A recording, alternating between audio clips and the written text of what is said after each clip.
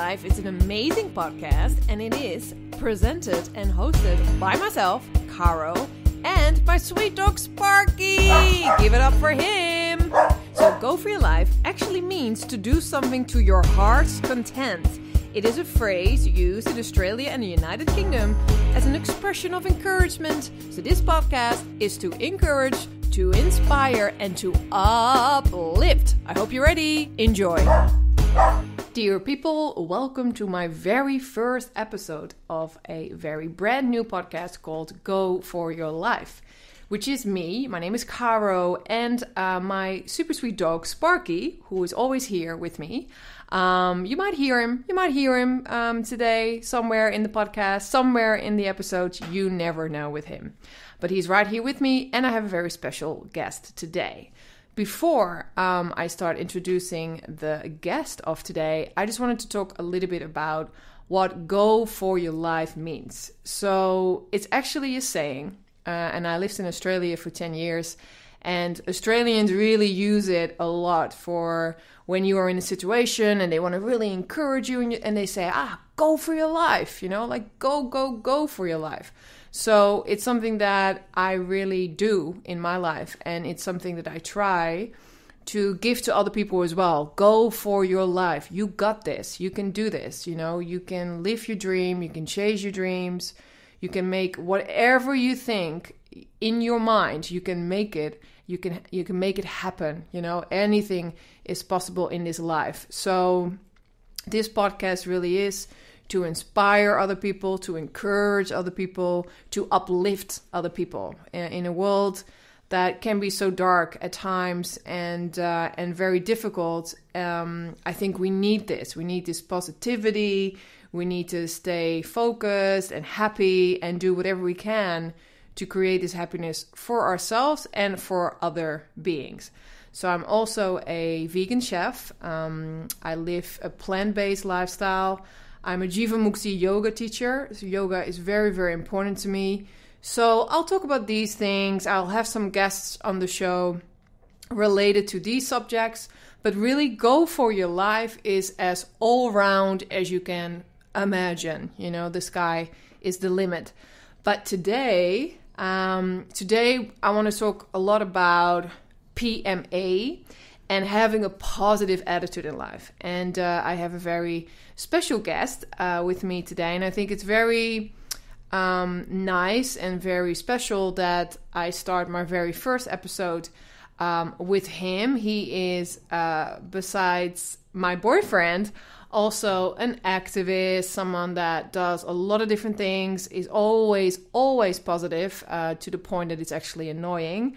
And does a lot of different things in his life that I'd like to talk to him about today. And this really is a conversation between us for you, because I really like to make sure that this is all about sharing, and it's all about encouraging other people to, get off that couch or, do whatever you need to do. Like, don't be scared. Don't let fear stop you, and don't let anybody else stop you, because I think we have always such voices in our heads or around us. And I think the most important thing we should be doing in our lives is make those voices stop in however way possible, in whichever way we use as well. Could be yoga, could be music, could be anything.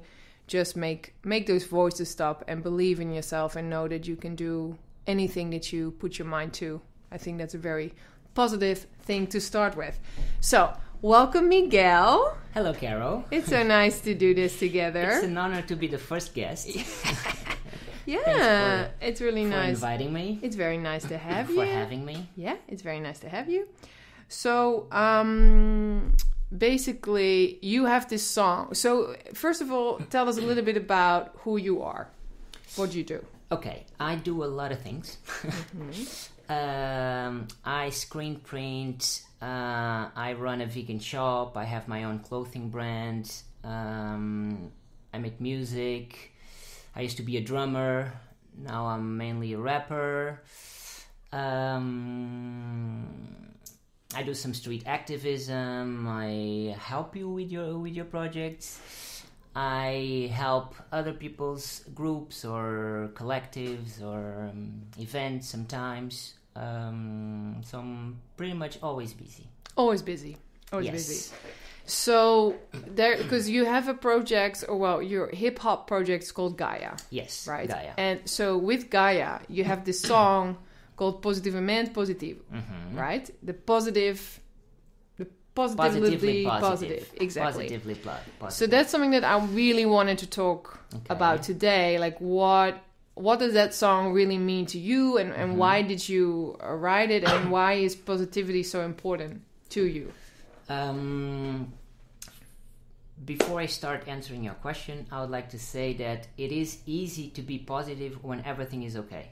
And what I challenge people to do, and what I challenge myself to do, is to stay positive when things goes down. So when the world falls apart around us, or when things go really, really bad, that's when you prove yourself if you're positive or not. That's my idea of positiveness. Because again, it is super simple or super easy to be positive when everyone around you is positive, when your job goes well, when your life goes well, when your family is okay, when everything is okay. And nowadays with the world, like in this world that we live in, with all the weird stuff that is happening, that's when it becomes a challenge to be that positive person. About the song, the song is also like, let's say, an invitation for people to be positive. It's me sharing my positiveness and my way to be positive, like the shortcuts or the ways I managed to find to be positive and stay positive in life. So the lyrics speak pretty much about myself, but in a way that I'm leading by example. So I'm sharing my life and my positiveness with others, so other people can relate or other people can get inspired. And in the song, the song, are you also relating to this when it's not so easy to be positive, stay positive, or is the song very much only? Is it different? Yeah, it's a little bit different. It's mainly about the positive side of life. Okay. Yeah. What do you like? Because the song is in Portuguese, right? Yes, the song is in Portuguese. So the lyrics are in Portuguese. So can you say like one or just give us a few lyrics? It says like something like in English would be like I'm screaming out loud in between these buildings, like I'm screaming freedom out loud. So it's like also like a call for freedom and a call for liberation, and mainly like self-liberation in this case, because I'm talking about being positive as a person, as a human being. Talks about like me eating miso soup and staying healthy, and that's also a good starting point to be okay with yourself and to be positive, because if you're healthy you feel okay, and if you feel okay you tend to be more smile to your neighbor, or saying hi to your friends every time, or even with strangers to interact with them in a very friendly way. So good food keeps you happy. That's your message. And it's one of the lines in the And do you feel that being positive has really helped you, like in your personal life? Yeah, totally. Like, give us an example of like what was a situation where like, okay, that if I was not a positive person, or I wasn't thinking positive in that situation, that could have gone wrong, or something like that. Can you think of one? Not really, but generally speaking, I travel a lot. I used to travel a lot, way more than now actually. But when you travel, either by yourself or with a group of friends or family, a lot of things happen. Things go wrong as well. So it's also nice to stay positive on the road, or stay positive while camping, or stay positive. So to adapt to a situation, because like, okay, this is happening, but flexible. And in the daily life routine, with your job, and I actually work. I'm my own boss, so I don't really have a steady income. Yeah. So I rely on, well, let's see if this is going to be a good month or not. So I really got to stay positive and be very relaxed regarding if I get a lot of orders or if I sell a lot of, like, I don't know, the products that I sell, like vegan food or my shirts. So that's also like not stress out and to not get into a negative headspace. And it helps to be positive because I'm always like excited about the new things that I'm releasing. But is there anything else that you do? Is there a practice that you're doing for that? Like how I practice yoga or other people do something in order to that makes them happy. My only practice, not really. I want to say that my only practice is maybe seeing mainly the good side of things. Yeah. No. Be aware of the bad side, but also but mainly focus on the good side. Yeah, I think that's my practice. Let's say, although it's not a practice, it's just a way of facing reality every day. And so, on a daily basis. And so, do you feel so? You grew up in Portugal, yeah. And do you? How do you think Portuguese people are in general? Negative. Negative. Yeah, mainly negative. And culture-wise, we are a negative people. We're always complaining, and we never demand better as well. So we're okay with whatever. We're suffering. Yeah, pretty much. And can you also, because I think a lot of times that relates back to other times, older times, history. Is there anything that you can also share, especially with listeners, about the history of Portugal that could have created this attitude that people have here? Yeah, probably fascism. So a fascist state, and the revolution wasn't so long ago. No, not right? at all. It was in 1974. So that's when we, as Portuguese people, brought down the fascist regime. And since then, we're rebuilding the economical system and the school system and everything. But you still see a lot of the old habits and the old ways of doing things or looking at things or reacting to things. So it's really in our culture still.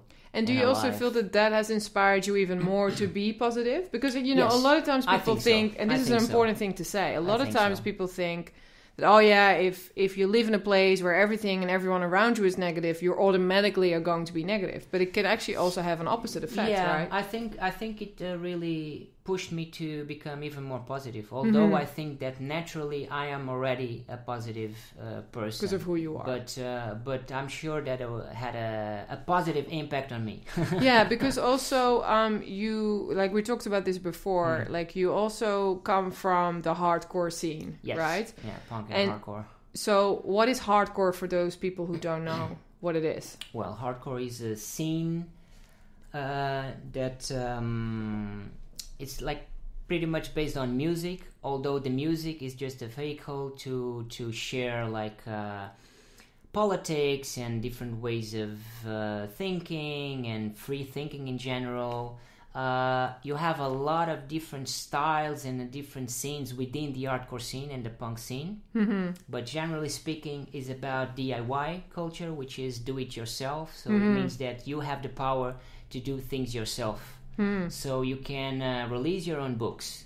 You can organize your own shows. You can. So hardcore isn't just music, because a lot of people, when they hear hardcore, they think, it's just music. For you, it's you're saying it's a whole lifestyle in a way, a culture. Is a culture. Okay. Yeah. So hardcore and punk and is a culture. Are my cultures. Yeah. Okay.